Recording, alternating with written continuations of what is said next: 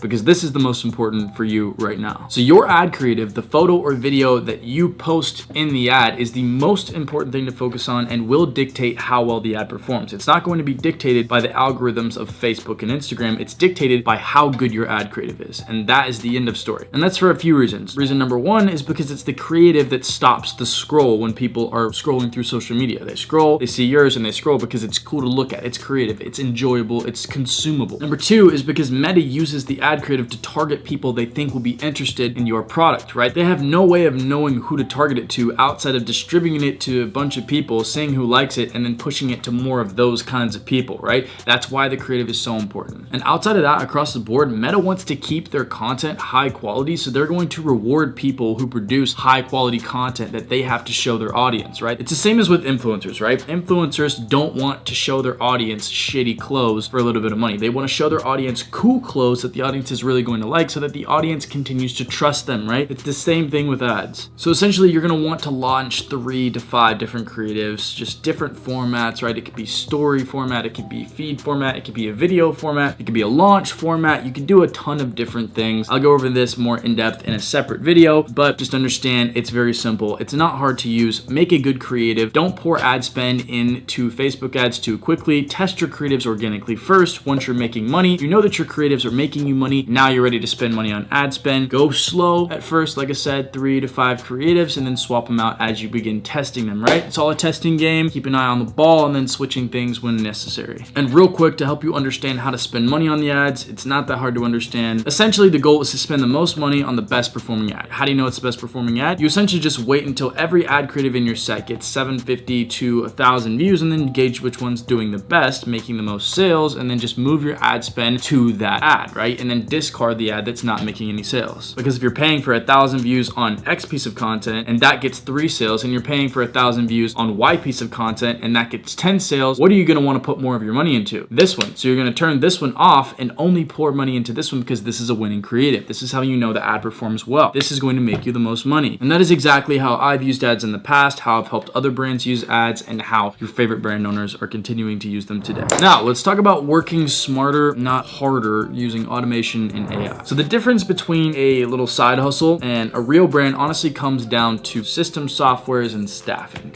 So first, to cover automations real quick, essentially you're just going to want to download specific softwares to do specific jobs. Essentially, like Zendesk does automation for customer service, right? Claude software helps me to write product descriptions that are really good, right? You essentially just want to maximize the use of AI, and then those automation apps that use AI to help streamline the grunt work of the process. If you guys would be interested in a video like that, comment below and I'll go more in depth in a separate video. For now, I want to talk about building a team, because it's been pretty detrimental for me, and it's going to be very detrimental for you, especially as you grow, as your revenue increases, and as operations increase. So in the beginning, it's going to be pretty much just you and your partner. But once once you reach that $5,000 mark, you need to consider hiring so that you can scale from that $5,000 mark to the $10,000 mark. So who should we hire to bring us from $5,000 to $10,000? Let's get into it. First is going to be a freelance designer. You're going to want to commission a designer because they're going to help you produce more products to sell, which is going to help you sell more frequently, which is going to help you make more money. More SKUs available to your audience equals more money. A SKU is essentially just an item that they can buy. And not only are they going to be creating and designing garments and shirts and graphics and products for your brand for you to sell, they're also going to need to design ad creatives for you, websites for you, things like that. Pretty much handle anything creative, even down to the little extras that you throw in, like stickers, posters, freebies, whatever it is. You're gonna need a freelance designer 100%. I actually have 3 staffed currently. Now, the next thing you're gonna need is a virtual assistant, right? You need somebody to handle customer service needs, customer communication, customer relationship management, things like that. You need somebody to handle social media comments, and you need somebody that's just gonna handle like the routine admin jobs, right? Just the little tedious tasks and stuff that you shouldn't be doing as a CEO. So next, once you reach around $20,000 a month, you're gonna need to make a couple of new hires, or you're gonna want to at least. The first person you're gonna wanna hire is a social media manager. So that's somebody that's gonna run your TikTok, somebody to run your Instagram, your YouTube, your emails, your newsletter, whatever it is that you are using to communicate with your audience and share your product and your brand with your audience. They can also handle influencer outreach campaigns, things like that. Next, you're gonna need a marketing specialist, somebody to run your ad campaigns, your SMS campaigns, your email campaigns, things like that. And the last thing you'll need at that point is essentially an operations manager, a fulfillment manager, somebody to manage inventory and to manage fulfillment as the company grows. All right, now I want to talk about growth and planning for the future, right? Because this is necessary for pretty much any brand owner as they grow their business. So there's 2 main goals that you need to set. You need to set 90-day goals and then 1-year goals. So I'd set 2 goals for yourself. The first goal being a 90-day goal, that's a 3-month goal, and the second goal being a 1-year goal. And setting goals for yourself is really important because once you have a goal set, you can break that down into tasks that you have to complete to get there, right? Like a to-do list essentially of everything you need to do to get to your desired goal, your desired outcome, right? So that's super important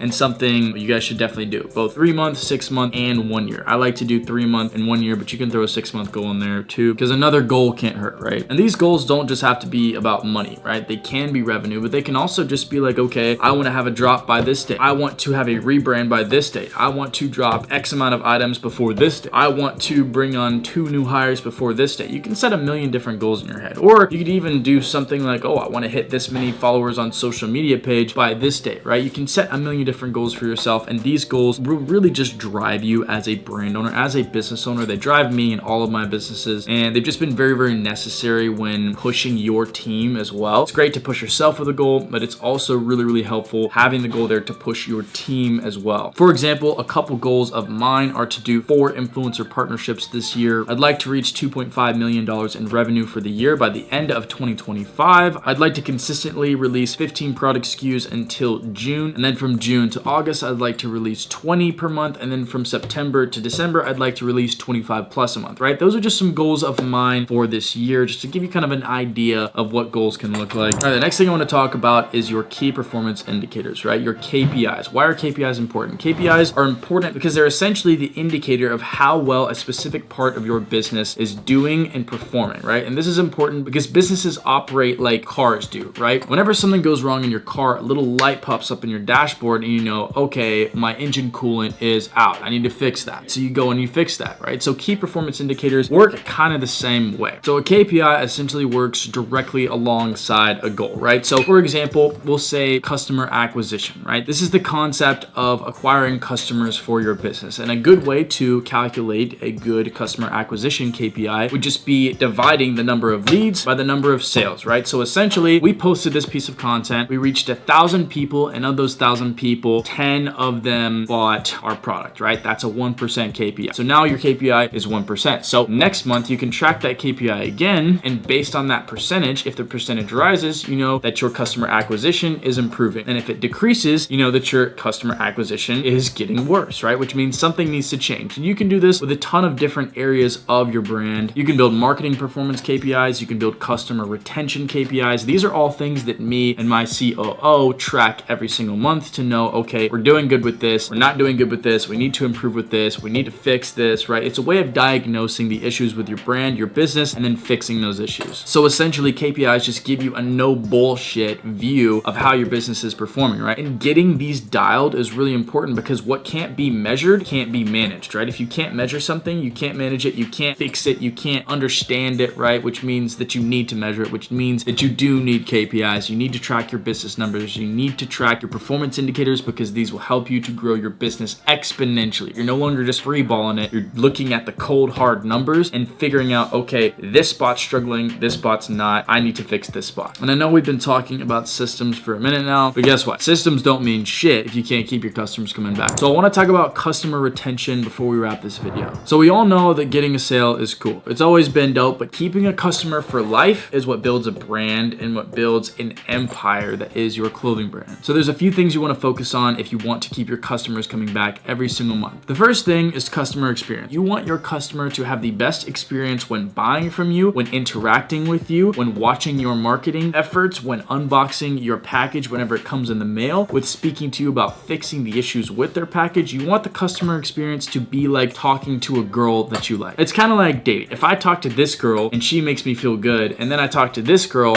and she makes me feel frustrated, which girl am I going to go to talk to more frequently, right? I'm going to go to talk to this girl again and again and again because she makes me feel good. Brands are the same thing. So what you need to do is you need to put yourself in the shoes of your customer and then run an audit of how your customer experience is buying from your own brand. How is the experience on the website? Is it smooth? How is the experience navigating the social media pages? How is the experience DMing the page? How is the experience emailing for customer service? How is the experience unboxing the package, right? These are all things you need to think about. And when you see a hole, fix it, and then it won't be an issue anymore. And your customer is that much more likely to come back next time and buy from you again. So the next thing you want to focus on in the realm of retaining customers and bringing customers back every month is fine-tuning your communication with these customers. And typically our communication with the customer is going to be just posting on social media. But unfortunately, social media algorithms are inconsistent. You may have 10,000 followers on your brand's page, but sometimes Instagram is going to decide to only show your post to 250 people, which screws you over when you're trying to promote your products to your brand. And you're trying to let everybody know that you've got something cool coming up, that you've got something cool for sale, right? You want everybody to know. So how do we make sure that everybody knows when we're releasing something or when we have something new? The answer is email marketing and SMS marketing. Because if I have your phone number, I can text you at any time. If I have your email, I can send you a message at any time. And that is priceless, so priceless. So here's how I've implemented that method into my business. So essentially, my website stays closed, and every time somebody gets on my website, they're prompted to enter their phone number or their email so that I can communicate with them outside of social media. So then I'll have a release close. And what I do instead of posting at the moment that I release the close, I actually send them a text message and I say, hey, this is available. Here's a link to get it, and here's a discount just for being on my SMS list. And instead of my post being shown to 250 people, my post is actually shown for 14,000 SMS subscribers that gave me their phone number in exchange for a discount on the items on my website. And now I can communicate with them however I want. If the sale goes live, maybe it's a holiday sale, I can send them a text or an email. If they abandon their cart, I can send them a text or an email, say, hey, you left this in your cart. You sure you don't want to get it? If we're doing a giveaway, I can send them a text and say, hey, we're doing a giveaway. You want to be a part of it? I can use it to essentially communicate anything to my audience. If I want to send them a picture, a video, a text, whatever it is, I can send it to them at any time because I utilize email and SMS functions, and you should be doing that as well. And real quick, this is my little secret. The real way that you use SMS and email to your advantage is to make a shit ton of sales on one drop day once a month, and that's it, right? All month long, except for a 2 to 3 day period whenever I have a drop. So let me break it down for you. My website stays closed for 28 days of the month. That leaves 3 days that it's open. So all the days that it's closed, my website's literally locked. So when you tap on my website, it'll say, hey, the site is locked, it's not open. So a person goes to that, they see, hey, the site's locked, what the fuck? And then they see a little opt-in square where they can tap and give me their phone number in exchange to be told when the site's going to be open. That's how they're gonna find out when the site opens. So I advertise my clothes. People are like, oh shit, the clothes are cool. They go to the website's locked. They want the clothes though. So they're gonna say, okay, well, how do I get into the website? They're gonna see the thing that says, hey, I'll give you the password if you give me your phone number, and I'll text you the password on drop day, right? Or I'll tell you, hey, the website's gonna open on this day. How else are you supposed to know, right? Because every single other time they've gone to the website's been locked. So the only way to buy my clothes is to give me your phone number so that I can text you when the website's going to be open, and you can then go and say, hey, shit, the website's open. I'm going to go buy something real quick. So essentially what I do is I market all month long. I market for 2 to 3 weeks in advance before I have a drop. I collect people's phone numbers during that time because people are seeing the stuff that I'm marketing. They're going to the website. They're saying, oh shit, the site's locked, but he's going to open it on this date that he keeps talking about in this content, right? But here's the thing that they don't understand is that everybody else knows that they have to come back on that date too. And what they also don't know is that we don't keep a ton of stock in. So on the day that I drop, I send them a text message. I say, hey, the site's open, the site's live, here's a little discount, and here's the link to get on the website, right? 14,000 people get that text message. They go to the website and then they're like, oh my gosh, the website's finally open. There's all these items available. Let me get it. They add something to their cart. They go to check out and that shit's out of stock. Why? Because 14,000 people who got that text went to the site at one time to get everything. And unfortunately, we just don't have enough stock to sell to everybody who wants it, which makes people mad because they missed out, right? What does that do? It gets them emotionally involved with my brand and it makes them come back next month even faster. You know what's even crazier? They're not thinking about how much the item costs when they come back. All they're thinking about is, I need to get this item. I don't care how much it costs. Just put it in my cart and check out fast as fuck, right? That's what they're thinking about. That's what they're gonna do, which allows me to raise my price points, charge more for an item because people want it more. People are willing to pay more for an item that's more exclusive, an item that they want more. And that is the real genius behind email and SMS marketing. Build FOMO, create scarcity, hype it up, get your customers' phone number, send it to them, and make your stock slim and scarce. Boom, your clothes are worth more now. You're welcome. Now, as I said in the beginning of this video, starting a clothing brand is simple, all right? I didn't say it was easy, but here's the reality for you. You can do everything that I said in this video and get results from it. But you're gonna still encounter constraints, bottlenecks, and just issues along the way. Because building a successful clothing brand isn't just about following all the steps that I gave you in this video. There is countless of decisions to make, problems to solve, fires to put out, hats to wear, it goes on and on. It's a difficult process. It's something that can take you years and years of practicing before you fine tune enough to actually make some real money. So you got two options. You can do it yourself for years and years, learning along the way until you see that big paycheck, or you can work with me and avoid all the guesswork, the trial and error, all that so that you can succeed as fast as possible. No bullshit, no cookie cutter formulas, just real strategies backed by somebody who's been around the block. If that sounds like you, then click the link in the description. There's a free training there I'd like you to watch, and I'll see you there.